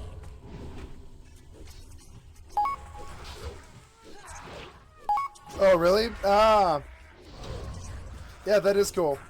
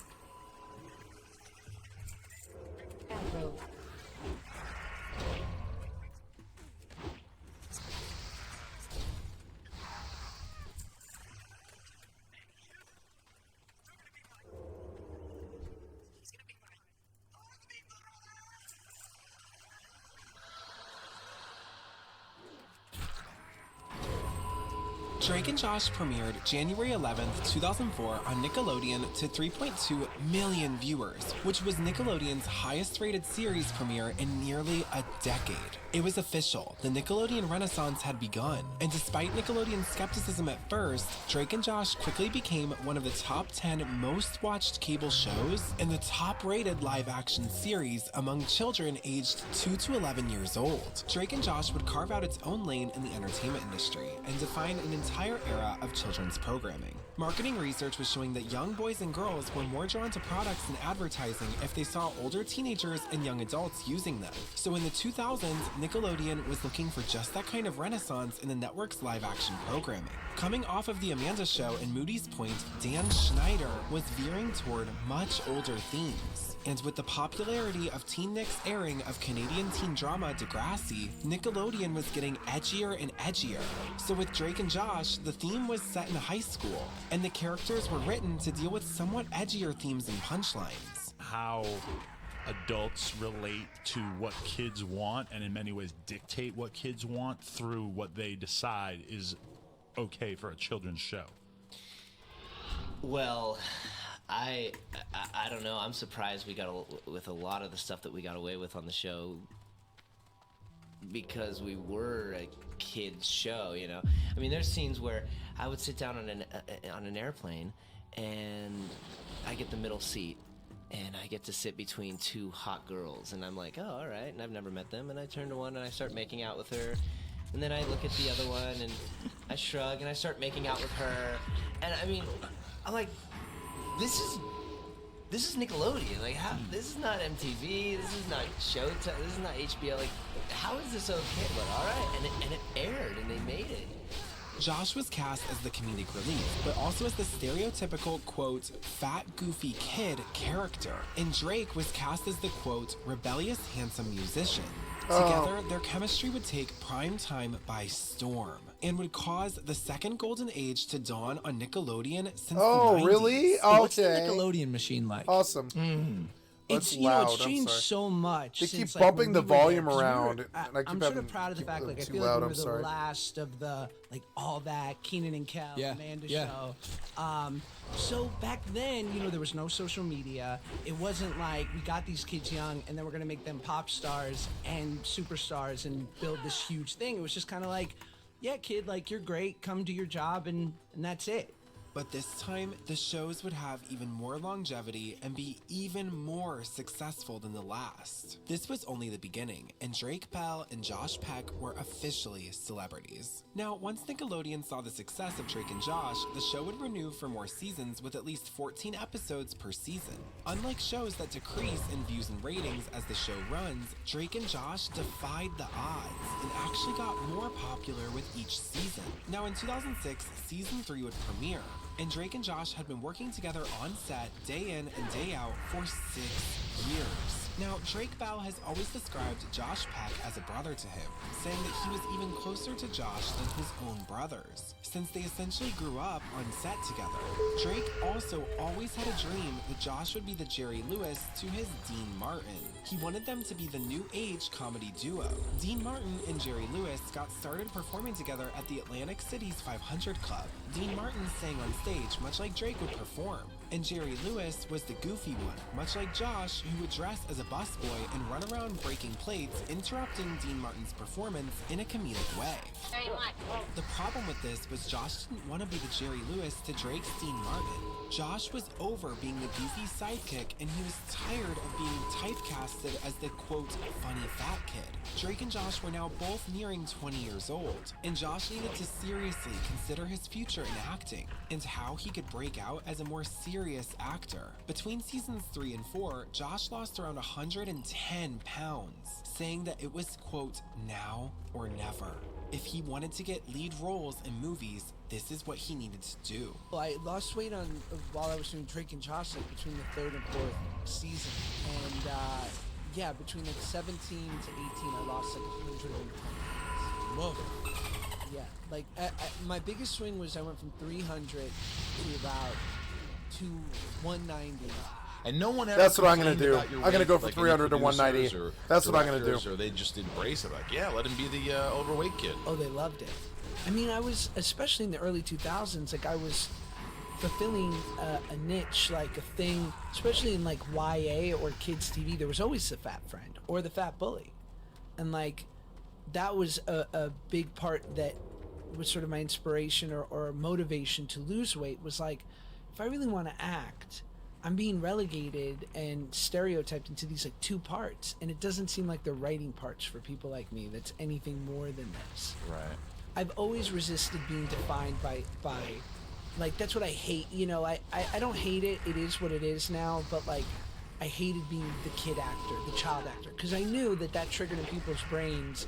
Like for every Zendaya or Jodie Foster, there were 1,000 other kids that just, you know, completely nosedived in front of the public. And so I'm like, I don't want to be in that class. I just want to be an actor. I don't want to be the fat funny guy.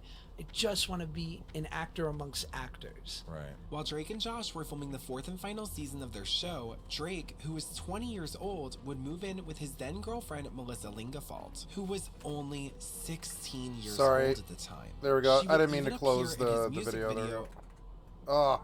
for the song I Know, which is a song on Drake's second album that just released called It's Only Time. This was his first album with a major record label, Universal Motown Records. The album debuted at number 81 on the Billboard Hot 200, but in Mexico it was far more successful, reaching number 4 in its charts. I'm gonna brag about you for a minute. You're an actor, and you were the star of Drake and Josh.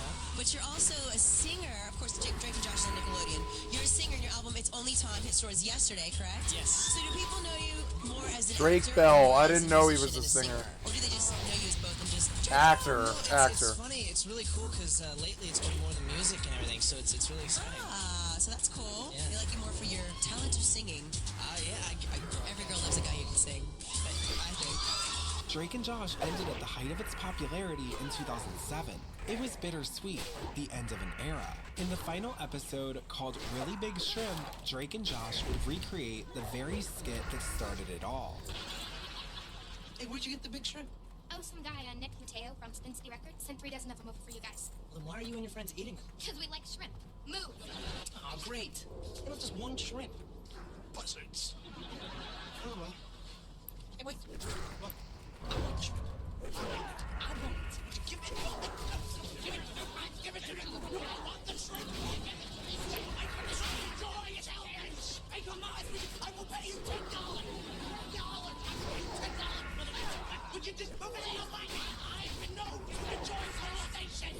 Please, no, you will not enjoy that shrimp with sauce while I'm around. With the end of the Drake and Josh era, a new one would emerge as Miranda Cosgrove got her very own show that would debut in 2007 called iCarly. Drake would go on tour in the summer of 2007 to support his album release, and Josh needed to immediately find work. Nickelodeon only paid Drake and Josh an average of $15,000 per episode. And of course, since it's a kids network, they were not offering any kind of royalties. During the years of Drake and Josh, Josh was making just enough to comfortably support his mom and himself. We're making 15 an app. Yeah. Yeah. Which obviously, I mean, you have to keep the caveat. People think you're millionaires. Right. They think like, I made $900,000 off of, 4 seasons, 60 episodes, but we made half of that because of taxes and agent manager. And so over 4 years, 5 years, it was about $100,000 a year. Now, granted, people who've read the book have tweeted at me like, you asshole, like I work with kids and I make $50,000 a year, and I'm not here to get in an argument like you deserve way more money if you work with kids and make that. I just like comparatively, and I think what the public perception was, it was like, yeah, it was like a nice middle class living, but you weren't set for life, right? No. Like, that's the problem is like people see you on TV and think, oh, they're rich. Josh very quickly scored a leading role in the movie The Whackness alongside Ben Kingsley and Mary-Kate Olsen. The Whackness really showcased Josh's range as an actor outside of Nickelodeon. But just 1 year later, the cast of Drake and Josh would get together one last time for their fans to make the Christmas movie Merry Christmas, Drake and Josh. What was it like getting back together though on set?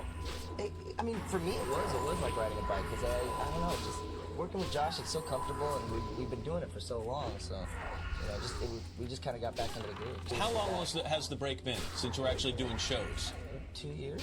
It was sort of like a bad breakup, and then we came back together. We Facebook friended each other. Yeah. And, everything was good. What kind of roles are you looking for? What would you love people to offer you now that is so different than Drake and Josh? I mean, you're doing music, obviously. You're touring. You were in Mexico, which I know that's very important to you. Yeah. I mean, I'm working on a new album now and stuff. I mean, as far as films, I mean, I don't know. I love acting, so anything really. I don't. Yeah, I mean, I was lucky enough to do a film called The Whackness last year with Sir Ben Kingsley. That was definitely something that's in a different light than Drake and Josh, and just things that challenge me, and that I can be shown in a different light. Hey, park that. No, I want to find a spot closer to the door. Why? Because if we park far away, then we might have to walk too far, and I could get sweaty. And I will not meet Oprah with pick the state. Just park the car. Would you let go of my wheel? Hey, come on! Hey, watch it! Watch it!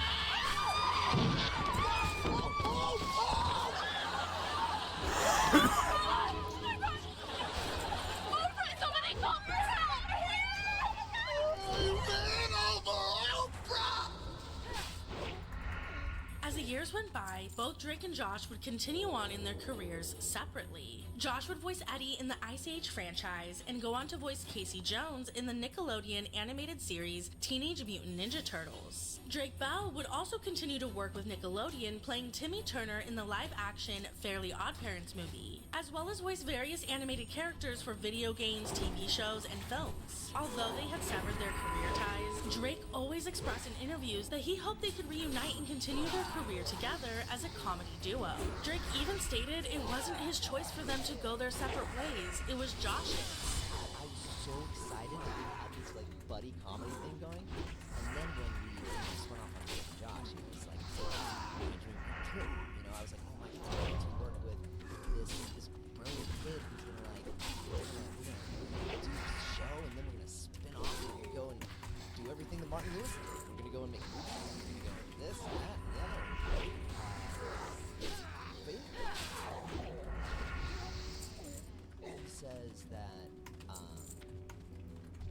decided to go separate ways.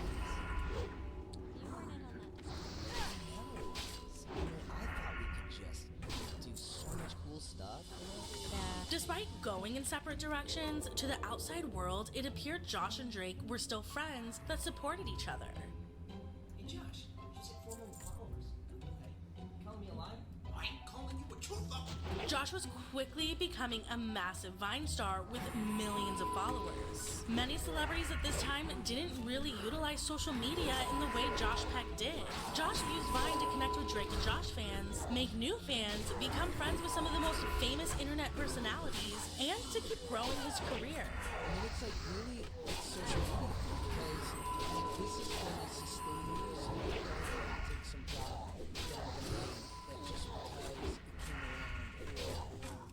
Yeah, I mean, it's the social media for years was like this blessing and a curse because people I had started in traditional, it seemed like I was no longer relevant in that space. And now that I've been lucky enough to have both worlds, I'm so lucky to have this thing. And as Vine inevitably died, Josh continued his social media fame on YouTube as part of the Vlog Squad, regularly appearing in David cool. Dobrik vlogs. Trisha, you've never had sex on camera before, have you? Oh, is this vanilla? One day Trisha's gonna expose us and end all our careers. Well, I'm fine. You're fine? Yeah, be mine ended years ago. During this time, Drake would continue his venture into the world of music, releasing his third album in 2014 titled Ready, Steady, Go.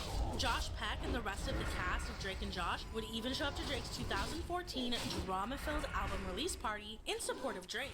Bieber did a drive-by at the Grove in Los Angeles where his longtime Twitter bully, Drake Bell, just happened to be having his release party. And whether or not the leak was intentional, Justin played dumb. He tweeted this: all the fans I just met at the Grove, I love you and believers, and then posted this Insta video of the reaction.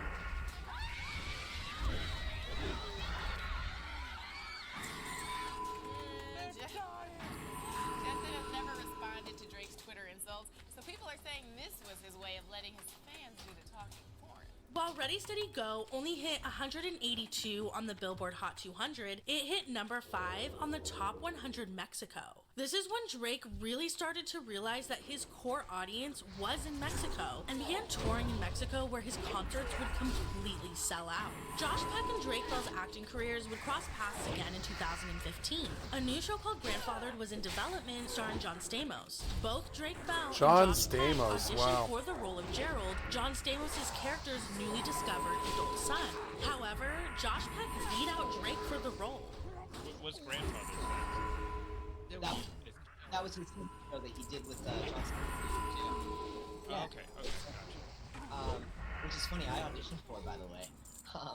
So when Josh got it, I was like, oh, no way. Yeah. We were like, yeah. The show only lasted one season before getting canceled by Fox, but before it ended, Josh Peck told ET Online that Drake Bell was at the top of his list for a guest star on Grandfathered, saying, quote, he, Drake, better do it. I'll just text him and say, keep the next 6 months open for me, will ya? I would love it, and if he was available and open to it, nothing would make me happier.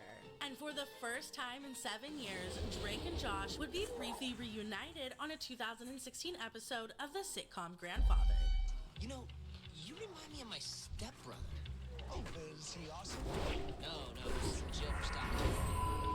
Anyway, let's get inside so you guys can buy me dinner.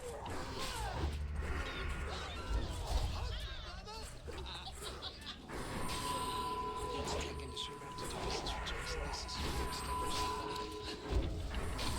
When we went to do Grandfather, the show that he did with John Stamos on Fox, I did a guest appearance. And after we did it, he was like, oh goodness, we haven't worked together for that long.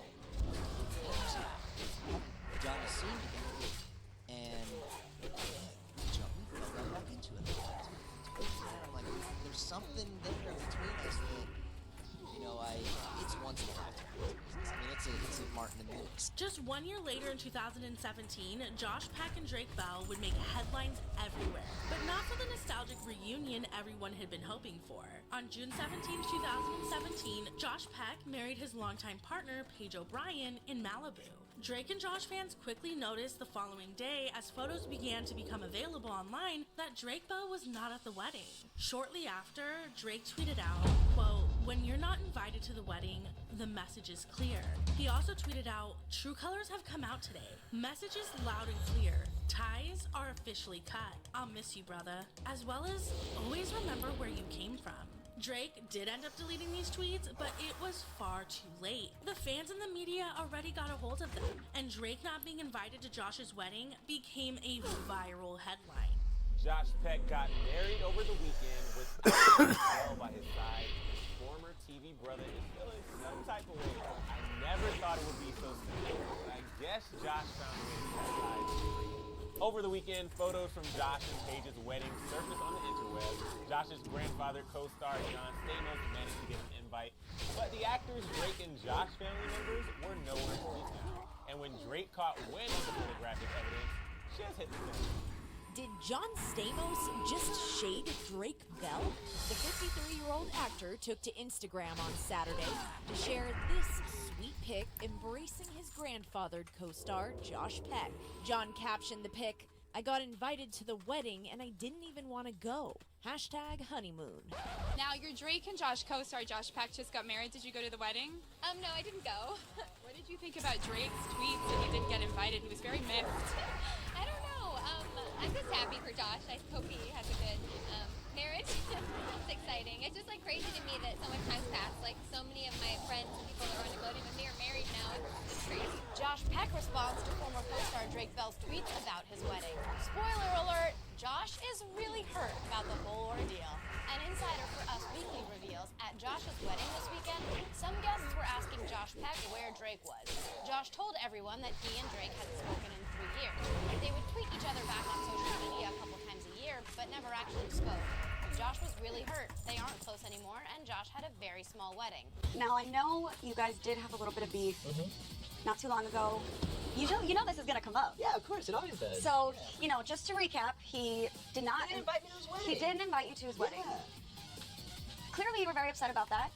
Rightfully so. Rightfully so, and you tweeted about it. I wasn't so upset. It was just kind of weird. I was like, man, I've known this.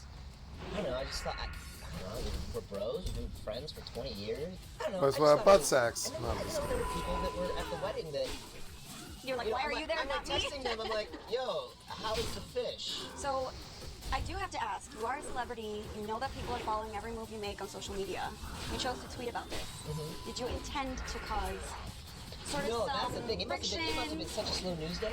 I was like just praying for Trump to tweet something that day. I was like, this is ridiculous because I couldn't. It was the biggest news ever. Did he ever tell you why he didn't invite you? Did you ever get a reason? Stop. Is that really what it is? Yeah, and the extra chicken would have been really expensive, like $7.95. Drake and Josh fans, realizing their favorite TV brothers aren't as close as they thought, very quickly turned on Josh during what was supposed to be one of the happiest times of his life.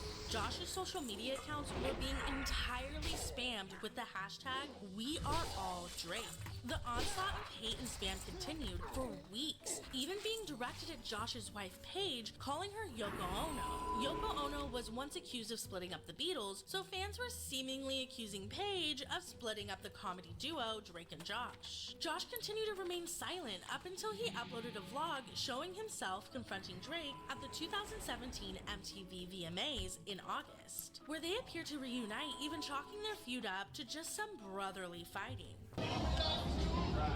Holy come on. What's up, buddy? Is this happening right now live is this really right now live? Stream live right now. Oh my god. Please Wait, tell is this Facebook streaming? to be nice to me. Oh my god, Please. it's not even my fault. Just tell Facebook to be nice to me. Listen, lay off. Thank you. You heard that, Facebook? It's all good. Chill out. We love Lay you. off, man. I got $100 for you. Sweet. What's so bad? This is real life. This is it. Live right now. You're welcome, childhood. Just feels right. But so how did that all get solved, and how did that work out? It's just love. It's always been love. It's always gonna be love. You can't break us up. You You can't break up brothers. You can't break up... Break America's heart. No, you can't. She deserves us together. That's Drake. That's Josh. And it's all love, people. Back together again. We're all good. What's wrong? Sucked anyway. Oh, you. Me? You know what? Mom never even liked you. She's not our mom. We're not on a TV show. A little backstory about David Dobrik. Thanks, we're gonna get him back right now, but I'm actually giving him the greatest day of his life. Because while he's a bad person, he helps all our careers. The followers have this thing. How far we fall. Hey, remember when we had a TV show on like television? Yeah, that was What was that? Hold on. Okay. I never thought that it'd be so simple, but... I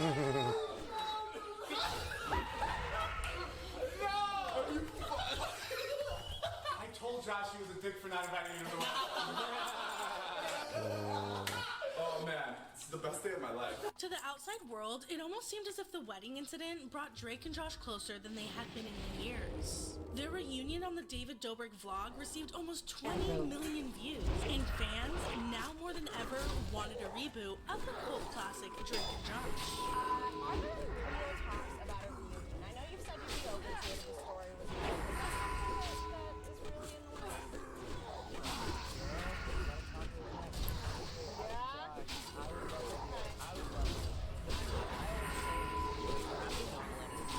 Whenever John Lennon was asked about the reunion, he was like, just let us know when you're listening. Absolutely, I'll be there. And then every time Paul was asked, he would write official letters to the press saying, we're not getting back together, stop asking me, it's in the past, we're never getting back together. I know John was really Paul.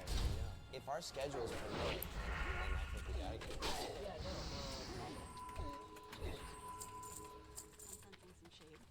No shit at all.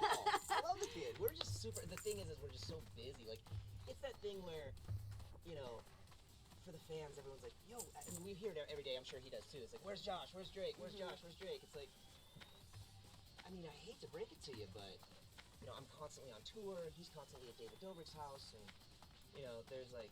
I'm so happy I got this badass sword. I got you. It That would looks appear so Josh cool. Peck wasn't quite ready to team back up with Drake. This could be because Josh was extremely busy at the time. His YouTube vlog channel was taking off. He was enjoying his first year of marriage. Plus, Josh and his wife Paige were expecting their first baby in 2018. Aww.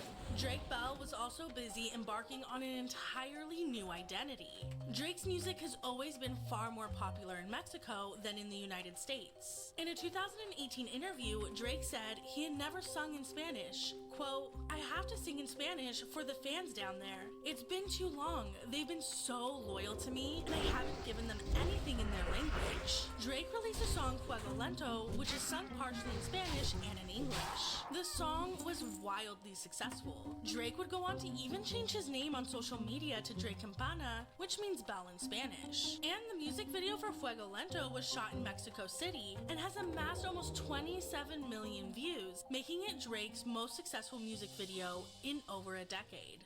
¿Cómo va tu español, Drake? Más o menos. Because you put some tweet, one tweet a month ago, that you said that all the social media is going to be in Spanish, right? Dice, mis redes sociales ahora solo estarán en español, no más inglés. I was on the airplane heading home from Mexico, and I was going to write a tweet, and I was like, why am I writing this in English? Everybody that wants to read this is not. I should just write everything in Spanish from now on. And then I got the idea, and I wrote it, and then I took off, and I landed, and it would just exploded. And how does that happen? Then at some point you have more audience in Mexico and on all Latin America than here in North America. Yeah, it's pretty amazing. I guess from the show, you know, Drake and Josh, Drake y Josh. And then I had an album that came out years ago. We flew to Mexico and we had a concert at Auditorio Nacional. Yeah. And I'd never heard of it or ever been there. And I got there and I saw the auditorium and I said, no way. For me, like, we're playing here? Yes. And we sold it out and multiple times. And just from there, I've just been, you know, embraced so lovingly by everybody there. So I felt like I needed to give something back or do something specifically for them. And so I wrote Fuego Lento. And... Hermano